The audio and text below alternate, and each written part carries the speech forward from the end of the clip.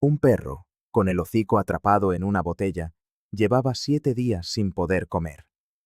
La desesperación del animal resonaba en su mirada vacía, mientras su vida se extinguía con cada hora que pasaba sin alimento. Lo que sucedió a continuación desafió todas las expectativas y cambió para siempre el destino de aquella indefensa criatura. Antes de empezar, no olvides suscribirte al canal y comentar desde dónde nos estás viendo.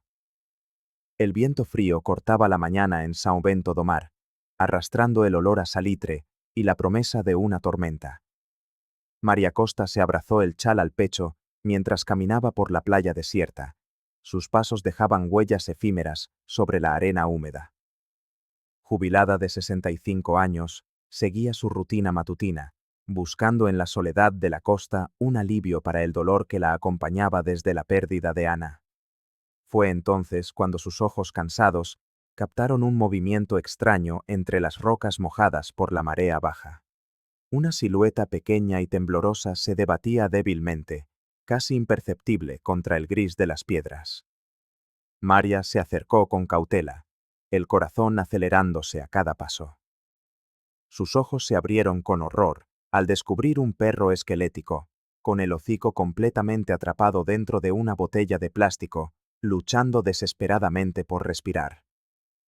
«¡Dios mío!», exclamó, sintiendo un nudo en la garganta. El animal estaba visiblemente desnutrido, las costillas marcadas bajo un pelaje sucio y enmarañado, los ojos casi sin vida, suplicando ayuda. Sin pensarlo 2 veces, María dejó caer su chal sobre la arena y corrió en dirección al pueblo. Sus piernas, normalmente lentas y doloridas, parecían haber rejuvenecido por la urgencia. Necesitaba ayuda, y sabía exactamente a quién llamar. «¡Antonio! ¡Antonio Oliveira!», gritó sin aliento al llegar a la puerta de la casa de madera azul. «Hay un perro muriéndose en la playa, tiene la cabeza atrapada en una botella». Don Antonio, pescador jubilado y vecino de infancia de María, no lo dudó ni un instante. En minutos, los 2 ancianos corrían de vuelta a la playa, él cargando un cuchillo de pesca y un trozo de cuerda. «Cuidado, no lo asustes más», advirtió el hombre, mientras ambos se adentraban en el agua poco profunda, ignorando el frío que empapaba sus ropas. El perro intentó retroceder cuando se acercaron, pero estaba demasiado débil para huir.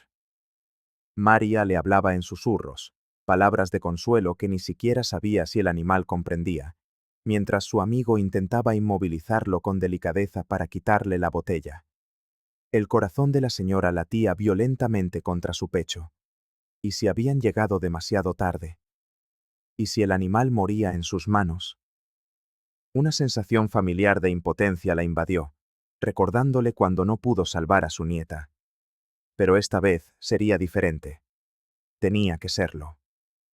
«Aguanta firme», instruyó Antonio, maniobrando cuidadosamente el cuchillo. «Lo conseguiremos, María. Vamos a salvar a este pobrecito». Las olas rompían contra sus piernas.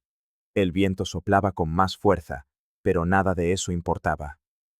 En ese momento, solo existía la desesperada esperanza de darle una oportunidad de vivir a aquel animal abandonado. La botella de plástico estaba firmemente encajada en el hocico de Mateus, y cada movimiento que María Costa y don Antonio Oliveira hacían para retirarla provocaba agudos gemidos en el animal. Las olas se estrellaban contra sus piernas, mojándoles la ropa hasta las rodillas mientras intentaban mantener el equilibrio sobre las resbaladizas rocas. «Tranquilo, pequeño», susurró María, sus manos temblorosas buscando un ángulo que no lastimara aún más al perro. El fuerte olor a salitre se mezclaba con el aroma dulzón que emanaba del interior de la botella, restos de algún refresco, quizás, que habían atraído al hambriento animal hacia aquella trampa mortal. Don Antonio sujetaba el cuerpo delgado y tembloroso del perro mientras María trabajaba para retirar el plástico. «Cuidado con sus dientes, María», advirtió el vecino, su voz casi perdida en el estruendo de las olas que golpeaban sin piedad las rocas. El sol de la mañana se reflejaba en el agua, dificultando la visión. María sentía el corazón encogido con cada gemido del animal. Tenía las manos cortadas por los bordes afilados del plástico, pero no le importaba el dolor. La urgencia de la situación lo intensificaba todo. El sabor a sal en los labios, el sudor corriendo por la frente, la respiración jadeante del perro. «Ya casi», murmuró ella, encontrando finalmente un punto donde el plástico cedía. Con un movimiento cuidadoso, logró ensanchar la abertura lo suficiente para empezar a deslizar la botella. El perro emitió un último aullido de dolor cuando el objeto finalmente se desprendió. Por un instante, el animal miró a María con los ojos nublados antes de desplomarse sobre la arena mojada, exhausto y hambriento.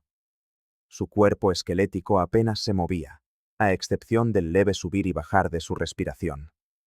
«Lo logramos», dijo don Antonio, pasándose la mano por el rostro mojado de agua de mar y sudor. María se arrodilló junto al animal, observando las heridas alrededor del hocico, donde el plástico le había cortado la piel. El perro estaba tan débil que ni siquiera intentó huir cuando ella le tocó suavemente la cabeza. «Voy a llamarlo Mateus», decidió, recordando al santo protector de los necesitados que su abuela siempre mencionaba. Mientras observaba al animal desvanecido, María sintió el peso de la responsabilidad caer sobre sus hombros. Aquello no era solo un rescate momentáneo, era el comienzo de una larga batalla. El perro necesitaría cuidados, comida, medicinas, y ella apenas podía mantenerse con su modesta jubilación. «Llevémoslo a tu casa», sugirió el vecino, preparándose para levantar al animal. María asintió, sabiendo que, a pesar de las dificultades que vendrían, no podría abandonar a aquella criatura que el destino había puesto en su camino. El camino de regreso a casa fue lento y cuidadoso. María Costa sostenía al perro contra su pecho, protegiéndolo de las ráfagas de viento que azotaban la costa. Cada gemido del animal parecía atravesarle el corazón como una aguja fina. Cuando finalmente cruzó el umbral de su pequeña casa de adobe, la jubilada sintió el peso de la responsabilidad que acababa de asumir. Con delicadeza, envolvió al tembloroso animal en una vieja manta de algodón, la misma que había tejido años atrás para Ana. La tela descolorida todavía guardaba recuerdos de risas infantiles y abrazos apretados. «Te llamaré Mateus», susurró, mientras intentaba ofrecerle agua en un cuenco de cerámica. El perro apartó el hocico, rechazando incluso el líquido más puro, como si hubiera perdido por completo las ganas de vivir. Los ojos castaños del animal se fijaron en los de ella, una súplica muda de auxilio que María reconoció de inmediato. Era la misma mirada vacía que ella misma llevaba desde que perdió a su nieta. Aquel dolor compartido creó un vínculo silencioso entre los dos seres solitarios. «Tenemos que curar estas heridas», murmuró para sí misma, buscando en el armario de la cocina su improvisado botiquín de primeros auxilios. Sus manos arrugadas temblaban mientras separaba vendas gastadas, un frasco de suero casero y la bolsita de hierbas que doña Lourdes le había dado el mes anterior. La partera del pueblo siempre decía que sus mezclas de hierbas curaban cualquier mal, ya fuera de persona o de animal. María recordó las palabras de su amiga mientras preparaba una compresa. El cuerpo sana cuando el alma encuentra refugio. Quizás era eso lo que tanto ella como Mateus necesitaban. Ser un refugio el uno para el otro. Con paciencia, la anciana limpió cada herida, aplicando las hierbas medicinales en los cortes más profundos. El fuerte olor de las plantas llenaba la pequeña estancia, mezclándose con el aroma a salitre que impregnaba su ropa. Mateus gemía suavemente, pero no se resistía a los cuidados. Parecía entender que aquellas manos temblorosas eran su única oportunidad. Mientras trabajaba, María sintió una responsabilidad creciente por el destino de aquel ser vivo. No era solo un perro abandonado, era una vida que, por alguna misteriosa razón, se había cruzado en su camino. ¿Será una señal?, pensó, recordando las notas que Ana le había dejado, prometiendo proteger a quien cuidara de los animales. Lo lograremos. Le susurró al oído a Mateus, sin saber a ciencia cierta si intentaba convencer al animal o a sí misma. La noche caía sobre São Bento do Mar, y, dentro de aquella humilde casa, dos corazones heridos comenzaban lentamente a encontrar consuelo, el uno en el otro. En São Bento do Mar, las noticias corrían más rápido que el viento del nordeste. Antes incluso de que el sol saliera por completo, ya se sabía que María Costa había rescatado a un perro moribundo de las rocas de la playa. Las redes de los pescadores traían peces e historias, y esta era demasiado especial como para no compartirla. Doña María salvó al perrito que tenía la cabeza atrapada en una botella, contaban los niños, yendo de puerta en puerta. Por la mañana, un pequeño grupo de niños y niñas se congregó en la entrada de la casa de adobe.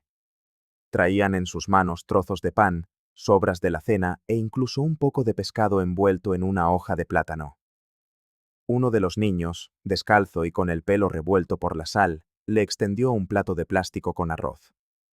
Mi mamá lo manda para el perrito, doña María. Dice que necesita ponerse fuerte. La anciana sonrió, conmovida por el gesto. Recibió cada ofrenda con gratitud, mientras los niños le contaban sobre otros animales que habían aparecido en el pueblo. Un gato de 3 patas que vivía en el muelle, una tortuga que don Antonio Oliveira había devuelto al mar, una cría de lechuza caída del nido que doña Lourdes había cuidado. Dentro de la casa, sin embargo, la situación era preocupante. Mateus, como lo había llamado, rechazaba cualquier alimento. María intentó ofrecerle agua con azúcar, luego un poco de caldo para estimular su apetito, y después, el pienso que le había pedido prestado a un vecino. Incluso la carne seca, un tesoro guardado para ocasiones especiales, fue rechazada por el animal. «Come un poquito, mi niño», murmuraba, sintiendo el corazón encogerse al ver las costillas del perro cada vez más marcadas bajo su escaso pelaje. Pasaron 3 días. El animal bebía agua en cantidades mínimas, lo justo para mantenerse con vida. Su cuerpo, ya esquelético cuando lo rescató, parecía consumirse aún más.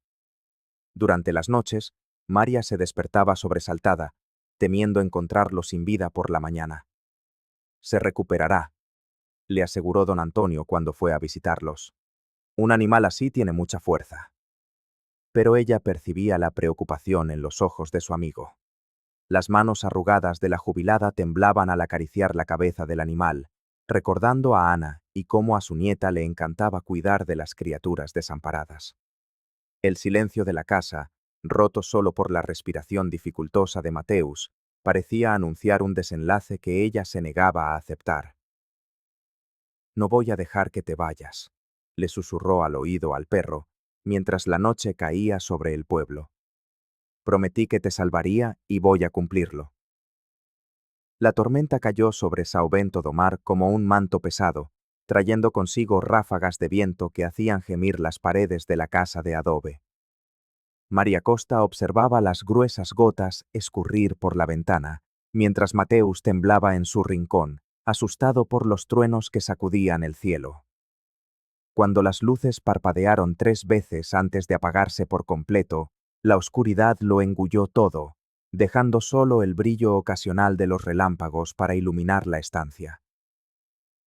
«Hoy no podremos llamar a João Pessoa», lamentó don Antonio Oliveira, guardando su móvil en el bolsillo tras intentar, sin éxito, contactar al veterinario. «La tormenta ha derribado todas las líneas». La jubilada sintió un nudo formarse en su garganta. Encendió una vela de cera de abeja que guardaba para emergencias y la colocó sobre la desgastada mesa de madera. En el silencio forzado por la falta de electricidad, sus pensamientos volaron hacia Ana. Cómo a su nieta le encantaban las noches de San Juan, corriendo entre las hogueras con el pelo adornado con cintas de colores, el rostro iluminado por los fuegos artificiales que explotaban en el cielo. La nostalgia le oprimió el pecho como una mano invisible. «Resistirá», murmuró don Antonio, apretando suavemente el hombro de su amiga antes de despedirse, prometiendo volver por la mañana. Sola con el perro, María se acercó a él con la vela en la mano. Mateus estaba tumbado sobre la vieja manta, respirando con dificultad. La llama temblorosa proyectaba sombras danzantes en las paredes, creando un escenario casi místico. La anciana se arrodilló junto al animal y comenzó a rezar en voz baja, como doña Lourdes le había enseñado años atrás. Fue entonces, en aquel momento de intimidad forzada por la oscuridad, cuando algo llamó su atención. Un reflejo metálico, tan sutil que habría sido imposible de notar en circunstancias normales. María inclinó la vela para ver mejor y descubrió que, atrapado entre el pelo de la pata delantera de Mateus, había un pequeño medallón redondo, cubierto de óxido y barro. Con dedos temblorosos, tocó el objeto. No parecía un simple adorno. Tenía grabados, aunque casi ilegibles bajo la capa de suciedad. El corazón de la anciana se aceleró. Aquello no era una coincidencia. El medallón sugería que Mateus tenía una historia, quizás un hogar, una familia que lo buscaba. ¿Quién eres en realidad?, susurró, acariciando la cabeza del perro mientras la lluvia continuaba castigando el tejado. El animal abrió los ojos por un instante, como si entendiera la pregunta. María sintió un escalofrío recorrerle la espalda. Aquel pequeño objeto metálico, oculto bajo el barro, parecía guardar secretos que podrían cambiarlo todo, no solo para Mateus, sino quizás para todo São Bento do Mar. Al amanecer del quinto día, María Costa se percató de una nueva visitante en el porche de su casa de adobe. Una gata atigrada, delgada pero ágil, maullaba insistentemente, como si quisiera comunicar algo urgente. La jubilada observó al animal por unos momentos antes de ofrecerle un platillo con agua. «Tú también estás preocupada por él, ¿verdad?», le susurró María a la gata, que se frotaba contra sus piernas antes de apostarse estratégicamente junto a la puerta entreabierta, con los ojos fijos en el interior de la casa, donde Mateo descansaba. El perro, aún debilitado, alzó ligeramente la cabeza al oír el maullido, pero enseguida volvió a acomodarse sobre la estera de paja que María le había preparado. La anciana notó que, por primera vez desde el rescate, no tembló al escuchar un sonido exterior. Durante la noche, los ruidos del pueblo costero creaban una sinfonía peculiar que acunaba la recuperación del animal. El viento fuerte golpeaba las ventanas de madera, haciendo que las coloridas redes colgadas en la pared danzaran y proyectaran sombras misteriosas por la habitación. El murmullo lejano de las olas, rompiendo contra las rocas, se mezclaba con el ladrido ocasional de los perros del vecindario, creando un ambiente de expectación que mantenía a María alerta. El señor Antonio Oliveira pasó por la mañana, trayendo un poco del caldo de pescado que había sobrado de la cena. «Quizás esto le abra el apetito», sugirió el vecino, observando al animal con ojos compasivos. «Mateo está mejor, ya consigue levantarse solo», respondió María con una sonrisa discreta, usando por primera vez el nombre que había elegido para el perro. Cada nuevo día traía consigo pequeñas señales de mejoría. Primero fue el movimiento de las patas, luego el intento de erguirse por su cuenta. La sexta mañana, cuando María entró en la sala con su café, se dio cuenta de que el perro la seguía con la mirada. Horas más tarde, intentó levantarse al oír su voz llamándolo para comer. Por la noche, mientras cosía a la luz de un candil, la electricidad seguía fallando constantemente desde la tormenta, la jubilada sintió que algo le rozaba la pierna. Era Mateo, que se había arrastrado por el suelo de tierra apisonada solo para estar más cerca de ella. Sus ojos, antes opacos por el dolor, brillaban ahora con un sentimiento que María reconoció de inmediato: la gratitud. La gata atigrada seguía apareciendo a diario, siempre observando desde la distancia, como una guardiana silenciosa. Doña Lourdes, Al visitar a María para traerle más hierbas cicatrizantes, comentó que, según antiguas creencias, algunos animales podían ver a los espíritus protectores. ¿Será que ve a mi Ana?, pensó María, mientras un vínculo silencioso y profundo se formaba entre ella y el perro rescatado de las aguas. Los días se arrastraban en Sauvento do Mar, cada mañana trayendo consigo el mismo e intenso olor a salitre que se impregnaba en las paredes de tapia de la casa de María Costa. Mientras Mateo recuperaba sus fuerzas lentamente, el pueblo libraba su propia batalla por la supervivencia. Las noticias corrían de boca en boca, amargas como la sal. La cooperativa pesquera, sustento de casi todas las familias locales y orgullo de la comunidad durante décadas, estaba a punto de cerrar sus puertas. Dicen que los compradores ya han firmado los papeles, comentó el señor Antonio, sentado en la mecedora del porche, mientras observaba a María alimentar al perro con una sopa tibia. Si la cooperativa cierra, no sé qué será de nosotros. La jubilada solo asintió, con la mirada fija en las costillas aún visibles de Mateo.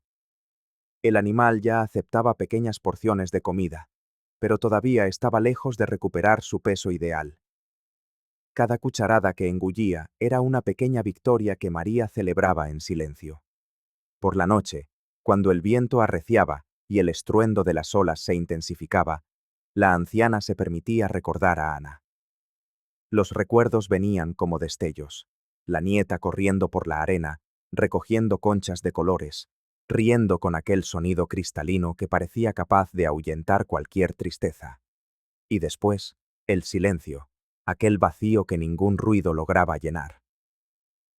Debería haberla cuidado mejor, murmuraba para sí, mientras acariciaba el pelaje a un ralo de Mateo, que dormía acurrucado sobre la alfombra de retales. La culpa era una vieja compañera, un ancla que le pesaba en el pecho. En el mercado semanal, doña Lourdes preparaba sus tés y ungüentos, dedicando ahora parte de ellos al tratamiento del perro rescatado. Este es para fortalecer los huesos, le explicó la partera, entregándole un frasco de color ámbar a María. Mi abuela gitana decía que funciona tanto para las personas como para los animales. José Santos pasó por el mercado cargando piezas para su taller. El artesano se detuvo brevemente para contar que otros 3 pescadores habían sido despedidos de la cooperativa esa mañana. Es como si nos estuvieran cortando los dedos de la mano, uno por uno, se lamentó, ajustándose las herramientas sobre los hombros. María comprendía, con una claridad creciente, que su feroz deseo de proteger a Mateo iba más allá de la compasión por un animal que había sufrido. Era como si, al luchar por la vida del perro, pudiera, de alguna forma, compensar su impotencia ante la pérdida de Ana. Cada mejoría de él era un pequeño remiendo en su corazón roto. Vamos a salir de esta, le susurró a Mateo aquella noche, mientras la noticia del posible cierre de la cooperativa mantenía a todo el pueblo en vela, preocupado por el mañana. Tú te pondrás bien, y nosotros también encontraremos la manera de salvar este lugar. La llegada de los estudiantes de biología fue anunciada por el traqueteo del motor de un vehículo viejo que aparcó cerca de la plaza central. María Costa observaba desde la ventana de su casa de tapia mientras 5 jóvenes descendían cargados con mochilas, cámaras y carpetas. El murmullo no tardó en extenderse por el pueblo.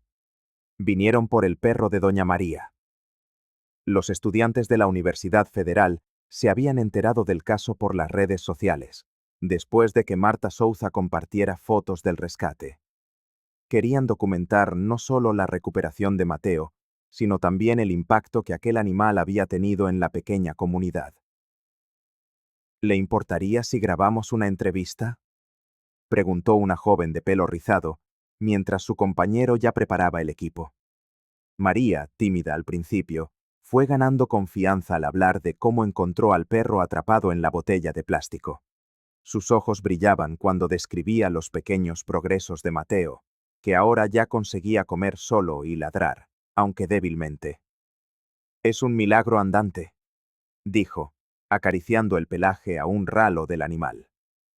La presencia de los estudiantes trajo una energía diferente a São Bento do Mar. Los niños corrían tras ellos, curiosos por los aparatos electrónicos. El señor Antonio contaba detalles del rescate, exagerando un poco la altura de las olas de aquel día.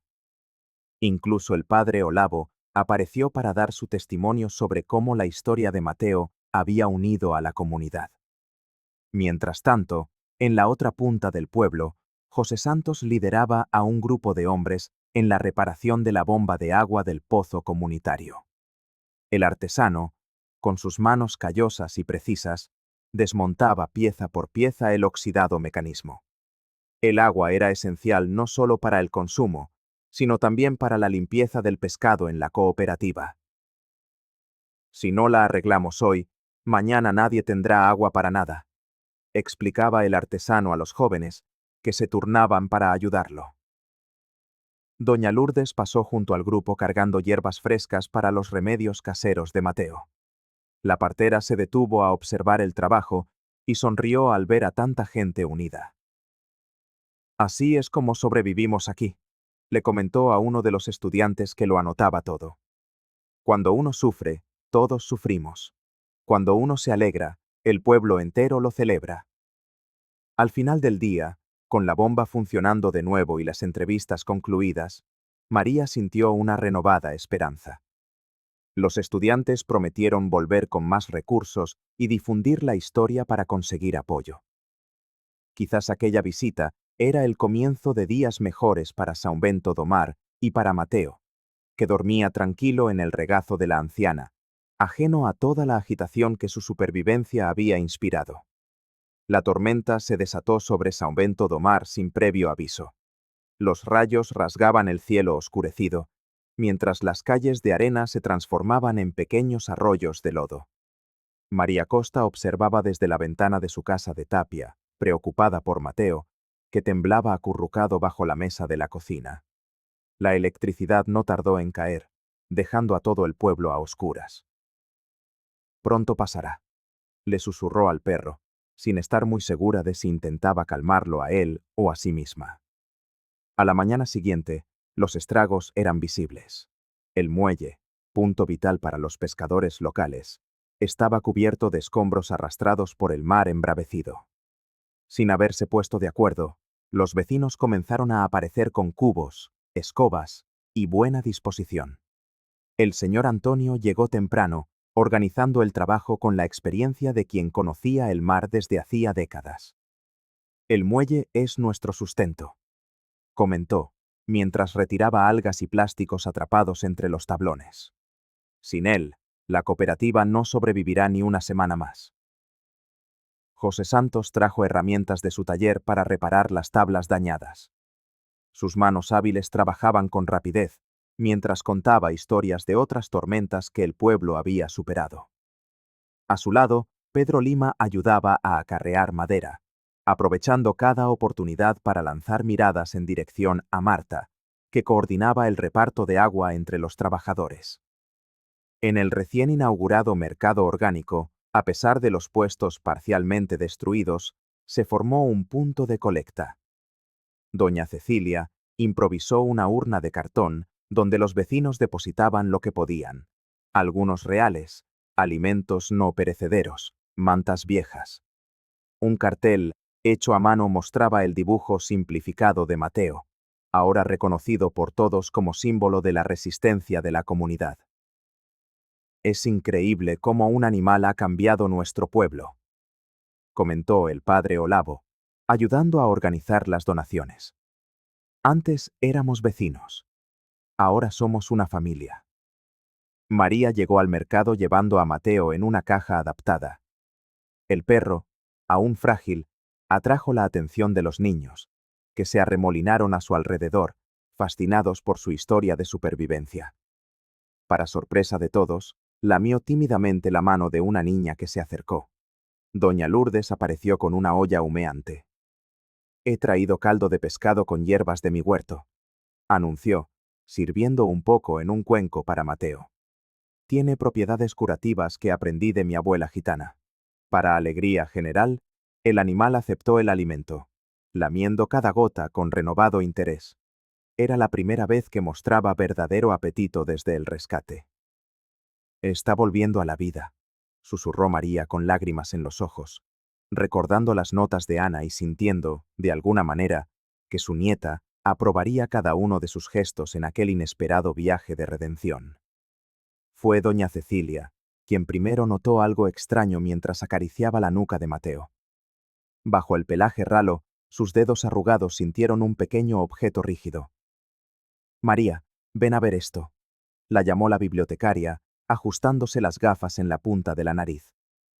María Costa se acercó rápidamente, con el corazón acelerado. Con la ayuda del señor Antonio, apartaron con cuidado el pelo del animal, revelando un microchip. Aquel descubrimiento lo cambiaba todo. Mateo no era un simple perro abandonado. Pertenecía a alguien. Tenemos que llevarlo al veterinario a ver a Juan, sugirió la anciana, imaginando ya lo que aquella información podría significar. 3 días después, cuando el veterinario finalmente logró leer el dispositivo, la verdad salió a la luz. Mateo estaba registrado como Valente y pertenecía a Carlos Mendonça, un antiguo funcionario del ayuntamiento de São Bento do Mar. Carlos está ingresado en un asilo en Recife, informó el alcalde cuando María fue a buscarlo. Sufrió un derrame cerebral hace 8 meses y nadie sabía del paradero del perro. La noticia dejó a María con sentimientos encontrados. Por un lado, se alegraba de saber que Mateo tenía un dueño que probablemente lo quería. Por otro, la idea de devolverlo le oprimía el pecho. En los últimos meses, el animal se había convertido en su familia, llenando el vacío dejado por Ana. La dirección no está actualizada, explicó doña Cecilia, tras intentar contactar con el asilo. Parece que trasladaron a Carlos, pero nadie sabe a dónde. Mientras intentaban localizar al verdadero dueño, una noticia peor se extendió por el pueblo. La cooperativa pesquera anunciaría recortes drásticos al día siguiente. José Santos, siempre bien informado, confirmó los rumores durante la reunión comunitaria en el muelle. Van a despedir a 15 pescadores y a reducir a la mitad la compra de camarones, dijo el artesano, sosteniendo su gastada gorra entre las manos callosas. Si esto sigue así, cerrarán antes de fin de año. Un pesado silencio cayó sobre los vecinos. Para muchos, la cooperativa era la única fuente de ingresos. María miró a Mateo, tumbado a su lado, y sintió el peso de la impotencia. ¿Cómo podría seguir cuidándolo si apenas lograría mantenerse a sí misma? Aquella noche, la lluvia castigaba el tejado de tapia mientras María acariciaba el pelo de Mateo, ahora más brillante y sano. Quizás sea mejor que vuelvas con tu dueño, susurró, mientras una lágrima se deslizaba por su mejilla. Allá tendrás más oportunidades que aquí. El perro se limitó a mirarla con sus ojos castaños, como si comprendiera cada palabra. María sabía que se enfrentaba a 2 batallas imposibles: encontrar al dueño de Mateo y salvar al pueblo de la ruina económica. Y por primera vez desde el rescate, dudó de que pudiera ganar ninguna de las dos. El pueblo de São Bento do Mar se enfrentaba a una ola de inseguridad. A 3 barcos les habían robado los motores en la última semana, y las redes de pesca que se secaban en el muelle desaparecieron durante la madrugada. La tensión crecía entre los vecinos, que buscaban culpables para una situación inédita en la apacible comunidad. Fue Marta Souza quien primero mencionó el asunto durante el mercado orgánico.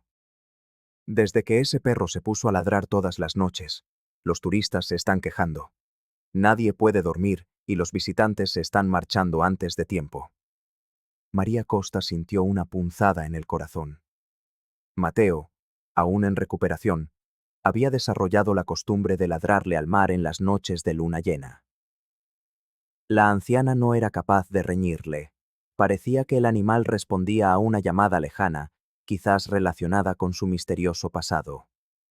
El murmullo creció cuando el señor Antonio informó de que 2 parejas de São Paulo habían cancelado su estancia en su improvisada posada. Se quejaron de que no podían descansar con tanto ladrido. A la mañana siguiente, María encontró una nota clavada en su puerta. Controle a su animal o le encontraremos un lugar más adecuado. No había firma, pero las palabras bastaron para que las lágrimas rodaran por el rostro arrugado de la anciana. Perder a Mateus sería como perder a Ana de nuevo. Desesperada, buscó al veterinario, João, quien le sugirió un calmante natural. No podemos silenciar su instinto, pero quizás las hierbas de Doña Lourdes ayuden a calmarlo por la noche. La noticia de que Mateus podría ser alejado de María se extendió como la brisa marina. Para sorpresa de la jubilada, Pedro Lima apareció en su puerta con una tabla y bolígrafos. Estamos recogiendo firmas para demostrar que la mayoría los apoya, explicó el joven pescador, mientras Marta sonreía a su lado. En 3 días reunieron 87 firmas. Incluso el padre Olavo, conocido por su postura conservadora, firmó el documento y declaró durante la misa dominical: «Este perro ha traído más unión a nuestra comunidad de la que muchos de nosotros hemos logrado en años».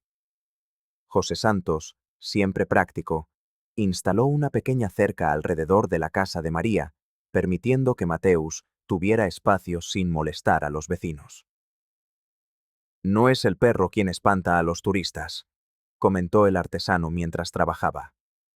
«Son los ladrones, y tal vez Mateus solo intenta advertirnos».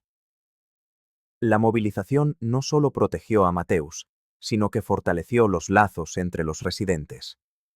Doña Cecilia, la bibliotecaria, comenzó a registrar la historia en un libro artesanal, transformando lo que pudo ser una división en un símbolo de resistencia colectiva. 3 meses después del rescate de Mateus, la villa de São Bento do Mar despertó con el murmullo de una noticia devastadora.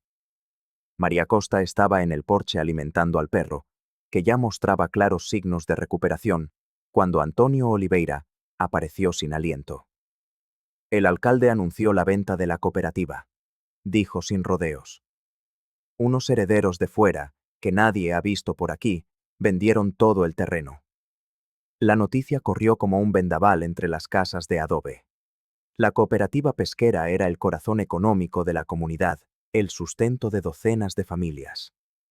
Sin ella, São Bento do Mar sería solo otro pueblo fantasma engullido por el progreso. Esa tarde, los pescadores se reunieron en el muelle.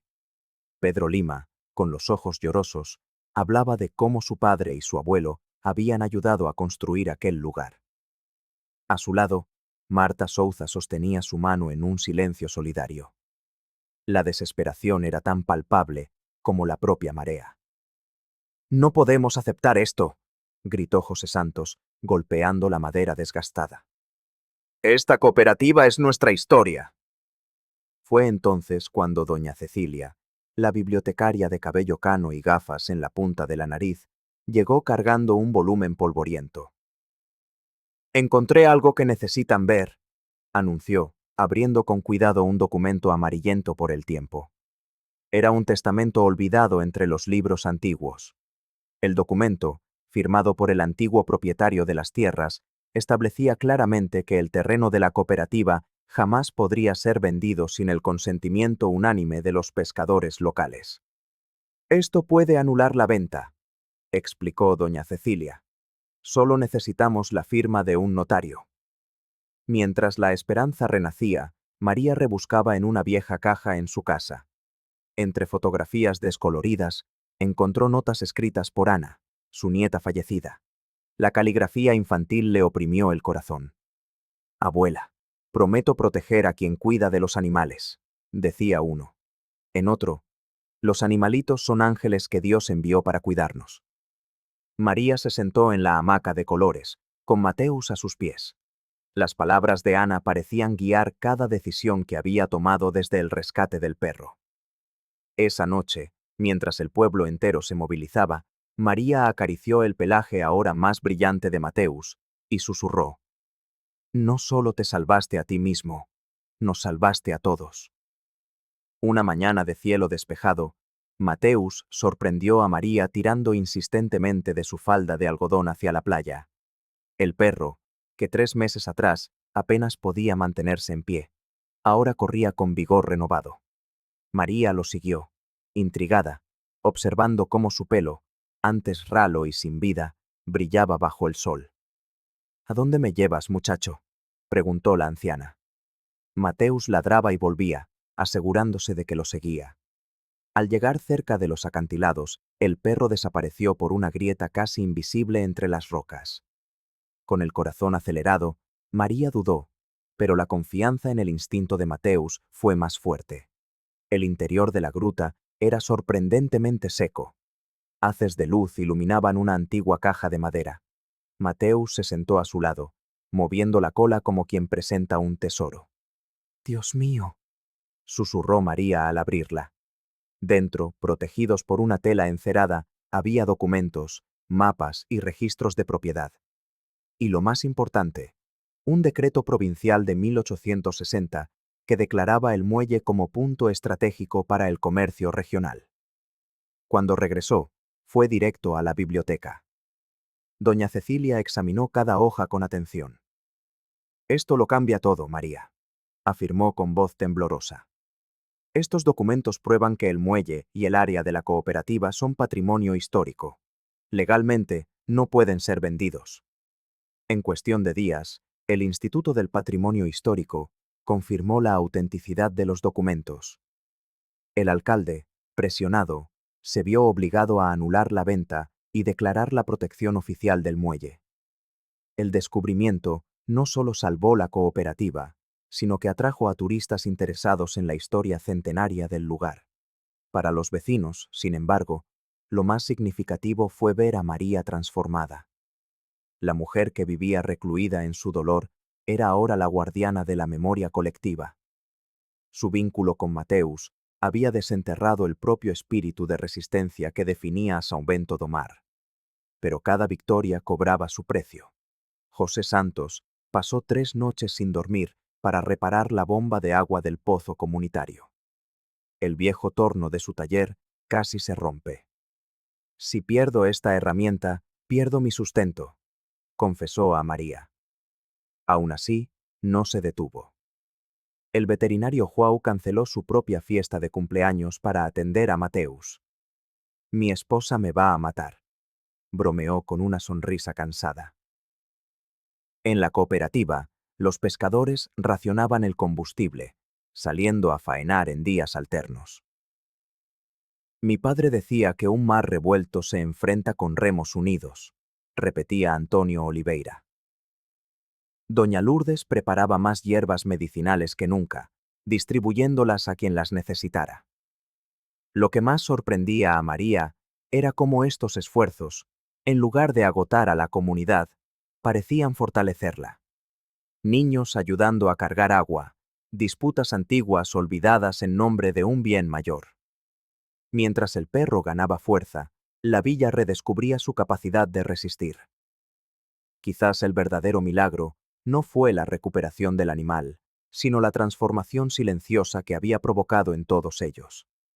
La recuperación de Mateus trajo aún más cambios. Pedro Lima, observando a Marta Souza organizar las donaciones de alimentos para animales, sentía su corazón acelerarse cada vez que ella le sonreía con aquellos ojos que recordaban el mar en calma. Las caminatas por la playa para repartir folletos se convirtieron en el pretexto perfecto para largas conversaciones, y entre risas y confidencias nació un sentimiento que ni la crisis lograba opacar. Mientras tanto, en el ayuntamiento, el ambiente era tenso.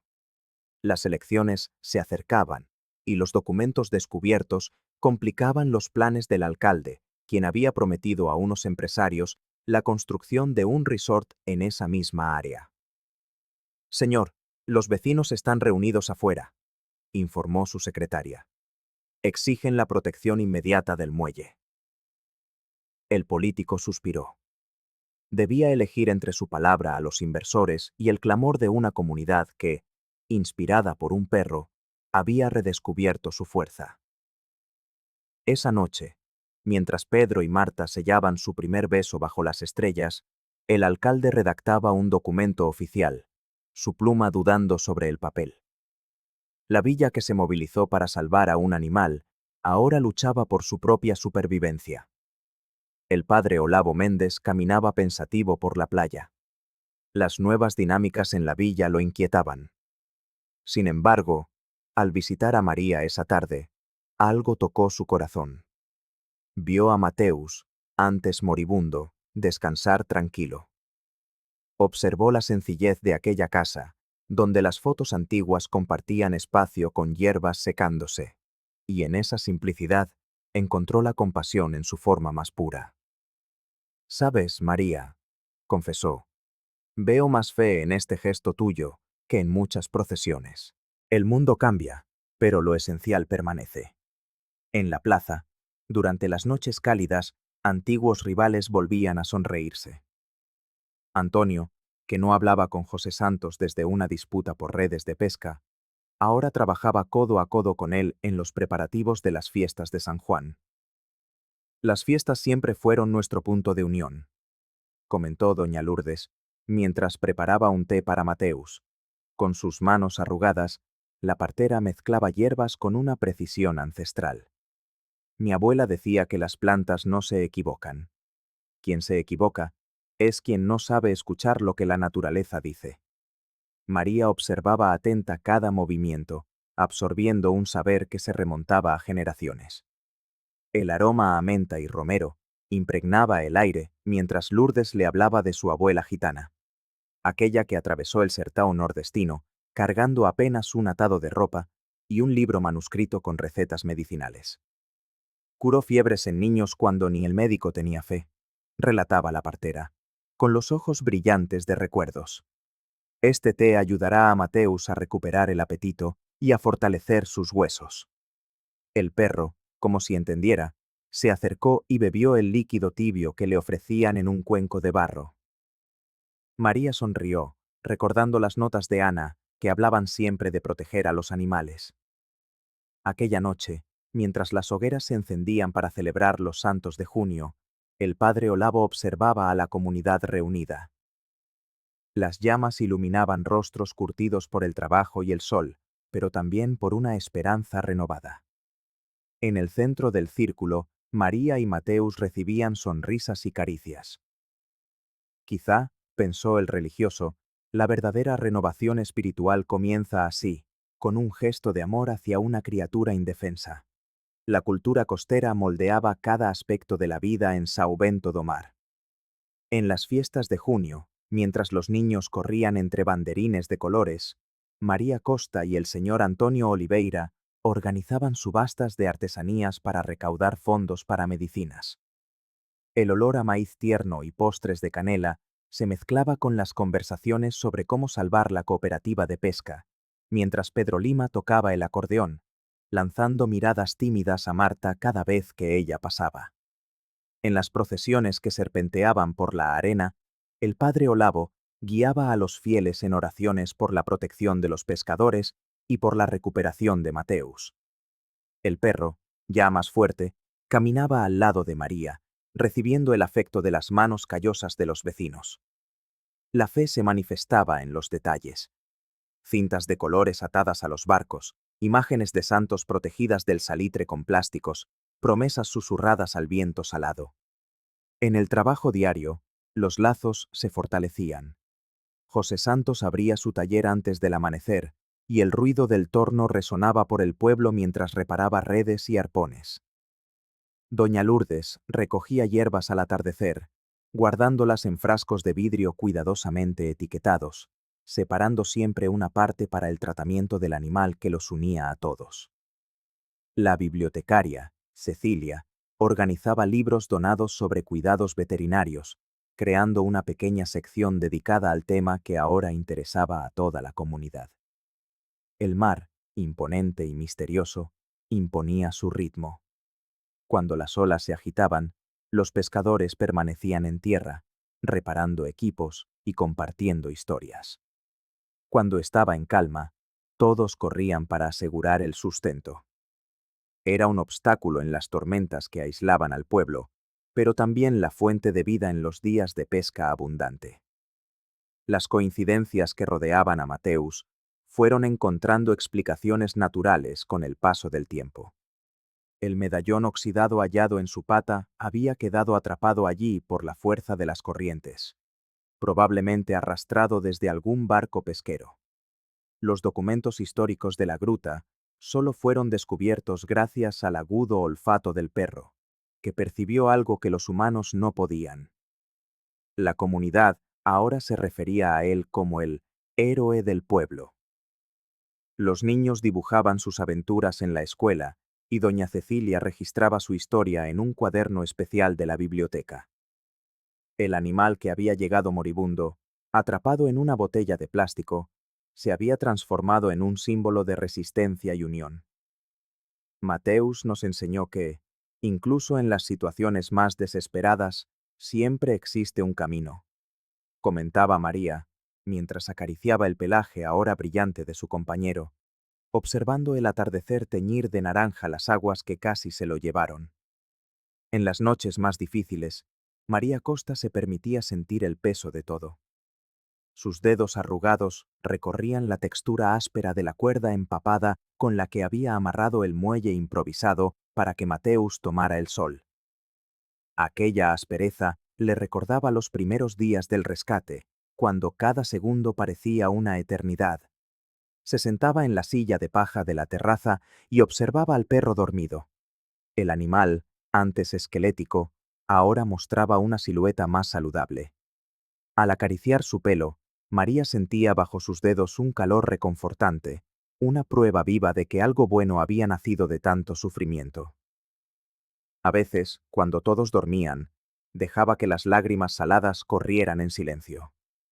El sabor del mar y del dolor se mezclaban en su boca, recordándole a Ana y a todas las pérdidas que cargaba. El señor Antonio percibió esa melancolía una tarde. Has salvado más que un perro, María. Nos has salvado a todos, le dijo el vecino, apoyando una mano en su hombro antes de seguir hacia la cooperativa. Pero no todo eran lágrimas en São Bento do Mar. La verbena de la comunidad trajo colores y sonidos que no se veían desde hacía mucho tiempo. El estallido de los cohetes iluminaba el cielo mientras Mateus, curioso pero ya sin miedo, observaba todo junto a su protectora. Doña Lourdes había adornado la plaza con banderines de colores hechos con retales donados por todos. En la cocina comunitaria, el aroma de albahaca fresca se mezclaba con el de pastel de maíz. Las mujeres preparaban delicias mientras contaban viejas historias del pueblo. María, por primera vez en años, se sintió verdaderamente parte de aquel lugar. Los niños inventaron un juego llamado El rescate de Mateus, corriendo por la arena con botellas vacías recogidas de la playa. En lugar de simbolizar un peligro, los objetos ahora representaban la conciencia que la historia del perro había traído a todos. Pedro Lima aprovechó para enseñar a los pequeños sobre la preservación marina, siempre lanzando miradas discretas a Marta, que sonreía al verlo con los niños. José Santos creó un pequeño cascabel de madera para Mateus, para reemplazar el viejo medallón oxidado. Para que todos sepan que él pertenece a este lugar, explicó el artesano, orgulloso de su creación. Cada pequeño logro, un nuevo paso de Mateus, una reunión exitosa de la cooperativa, un turista encantado con la historia del pueblo, se celebraba como una victoria colectiva. La vulnerabilidad que antes aislaba a cada vecino en su propio sufrimiento, ahora los unía en una red de apoyo que se fortalecía cada día. Habían pasado 6 meses desde aquella mañana fría en que María Costa encontró a Mateus entre las rocas. Lo que antes era un perro esquelético, asfixiándose con una botella de plástico en el hocico, ahora corría por la arena con un vigor renovado. La transformación no era solo física. Mateus se había convertido en el símbolo viviente de la resistencia de São Bento do Mar. La reconstrucción de la cooperativa de pesca avanzaba con el esfuerzo colectivo. Hombres y mujeres trabajaban codo a codo, cargando madera, pintando paredes y reparando redes. El sudor corría, pero las sonrisas permanecían. El señor Antonio Oliveira, incluso a sus 70 años, insistía en supervisar cada detalle, mientras José Santos aplicaba su talento de artesano en los acabados del nuevo muelle. Nunca pensé que un animal pudiera unir tanto a un pueblo, comentó doña Lourdes, mientras preparaba té para los trabajadores. La partera, con sus manos arrugadas por el tiempo, era ahora también la guardiana de las historias de superación que nacieron a partir del rescate. Para María, cada ladrido de Mateus era un recordatorio de que la vida continúa, incluso después de las pérdidas más dolorosas. La ausencia de Ana, su querida nieta, todavía dolía como una herida abierta, pero ahora había espacio para un nuevo tipo de amor. Un amor que se extendía como las olas del mar, alcanzando cada rincón de la comunidad. En el mercado ecológico, ahora punto de encuentro semanal, Pedro Lima y Marta Souza organizaban donaciones para animales abandonados. El joven pescador había encontrado en esa causa no solo una forma de acercarse a su amor, sino también un propósito mayor. Fue Mateus quien nos enseñó que nadie es demasiado pequeño para marcar la diferencia, decía a los visitantes. El veterinario Joao, que había sacrificado tantos fines de semana para seguir la recuperación del perro, ahora traía a estudiantes de la capital para conocer el caso que consideraba milagroso. La medicina explica la curación física, pero lo que ocurrió aquí fue más allá, explicaba a los jóvenes curiosos. Doña Cecilia, entre sus libros polvorientos en la biblioteca comunitaria, documentaba cada etapa del viaje. Estamos escribiendo historia, decía la anciana, ajustándose las gafas mientras registraba testimonios. Para María, lo más significativo era ver cómo Mateus se había convertido en un puente entre un pasado doloroso y un futuro de esperanza. Cuando el animal se acostaba a su lado en las noches frescas, sentía que Ana, de alguna manera, le había enviado a aquel guardán para curar no solo al pueblo, sino también su propio corazón herido. La compasión que comenzó con un simple gesto de auxilio se había transformado en una fuerza capaz de renovar a toda una comunidad, demostrando que las heridas más profundas pueden sanar cuando nos permitimos amar de nuevo. La campana de la iglesia repicó al atardecer, llamando a todos al muelle recién reformado.